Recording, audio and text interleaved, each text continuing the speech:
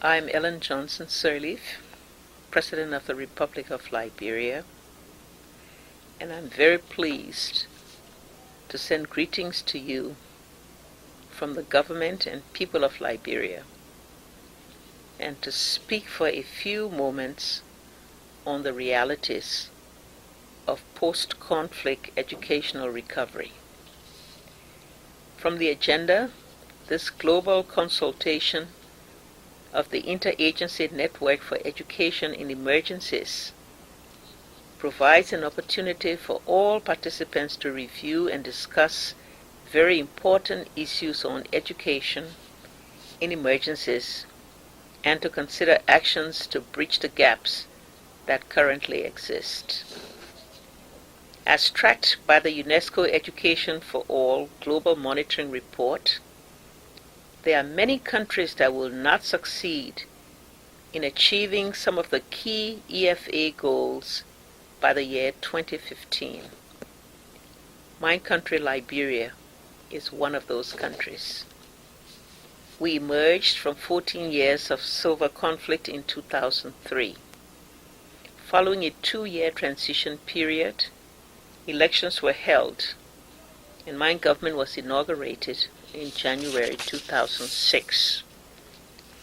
Long years of civil war took a heavy toll on all sectors of the economy and the corresponding physical infrastructure.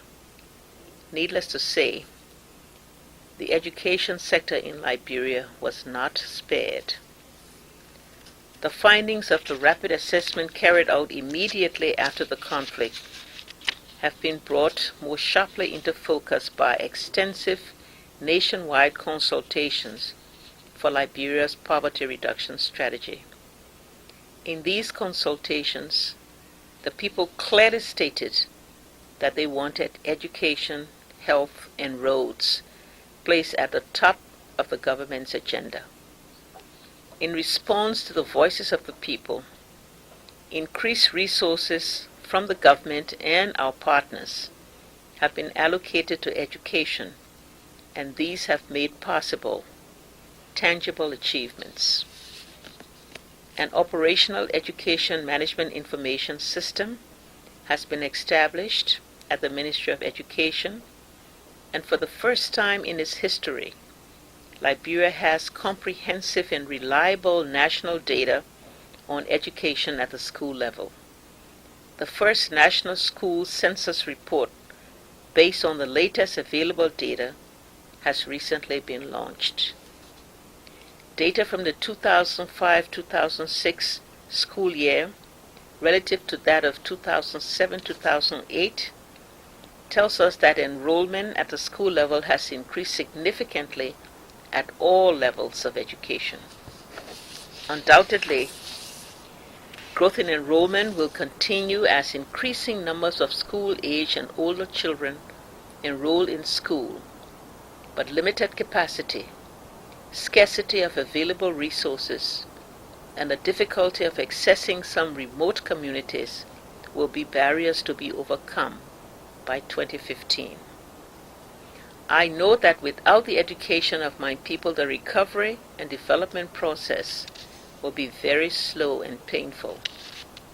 It is for this reason that we are paying particular attention to the education of our women.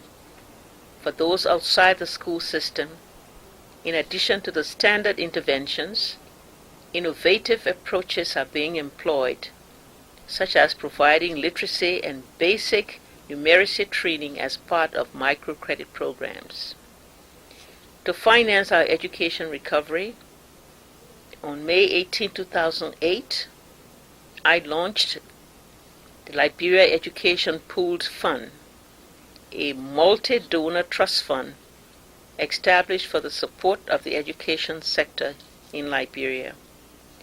This unique funding mechanism represents the first public-private partnership for educational financing. It builds upon the principles of the Paris Declaration on Aid Effectiveness and the Education for All Fast-Track Initiative. We thank all of our partners who have supported this effort, and we invite others to consider contributing to this fund. Your global consultation currently in session is a prime opportunity for the delegates gathered to discuss those issues and processes that contribute toward bridging the gaps that exist throughout the education in emergencies continuum. I thank all of you for the opportunity to share in your deliberations. Have a productive meeting.